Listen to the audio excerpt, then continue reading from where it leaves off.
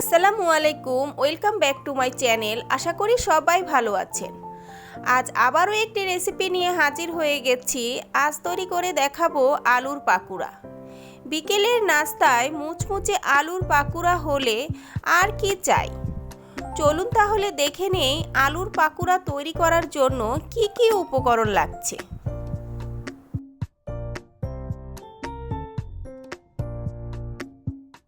রেসিপিটি তৈরি করার জন্য প্রথমে আমাদের লাগবে আলু। এখানে আমি বড় বড় দুটি আলু ছিলে লম্বালম্বিভাবে চিকন করে কেটে নিয়েছি। এরপর ভালোভাবে ধুয়ে পানি ঝরিয়ে নিতে হবে। এখন এর মধ্যে দিয়ে দিব পেঁয়াজ কুচি। এখানে আমি বড় বড় দুটি পেঁয়াজ কুচি করে কেটে নিয়েছি। আর দিয়ে দিব 7-8টি কাঁচামরিচ কুচি। ঝালটা যার যার পছন্দ মতো কমিয়ে বাড়িয়ে নিতে পারেন। হাফ চামচ হলুদ গুঁড়া, হাফ চামচ মরিচ গুঁড়া, হাফ চামচ থেকে একটু কম ধনিয়ার গুঁড়া ও জিরার গুঁড়া, স্বাদ মতো লবণ, হাফ চামচ চাট মশলা। আর দিয়ে দিব একটি ডিম। ডিমটা দিয়ে ভালোভাবে মেখে নিব।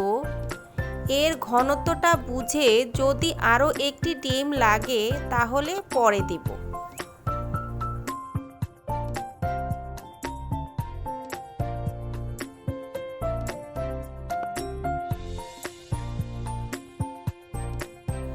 বন্ধুরা, এখানে দুটি ডিম লেগেছে। পরের ডিমের ভিডিওটা আমার স্কিপ হয়ে গেছে।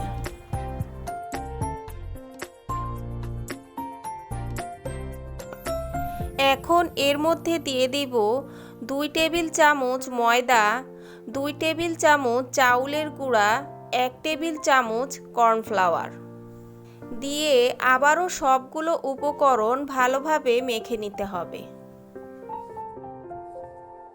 একটি কথা বলে দিচ্ছি, এটি মেখে কখনোই রেস্টে রেখে দিবেন না, তাহলে পানি ছেড়ে দিবে।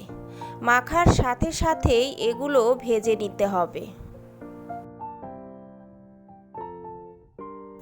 মাখানো হয়ে গেছে, এখন এগুলো ভেজে নেওয়ার পালা। এর জন্য চুলায় একটি ফ্রাই প্যান বসিয়ে দিয়েছি। দিয়ে দিব পর্যাপ্ত পরিমাণ তেল।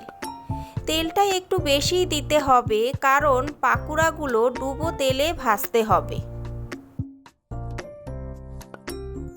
তেলটা গরম হয়ে এলে ছোট ছোট করে পাকুড়ার আকৃতি করে দিতে হবে।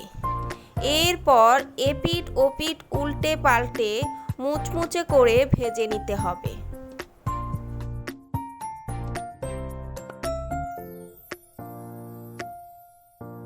বন্ধুরা, যারা এখনও আমার চ্যানেলটি সাবস্ক্রাইব করেননি, আশা করি চ্যানেলটি সাবস্ক্রাইব করে দিবেন এবং আমার পাশে থাকবেন।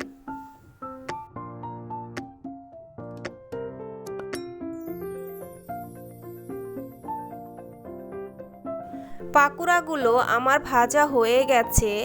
এখন এগুলো তুলে নিচ্ছি।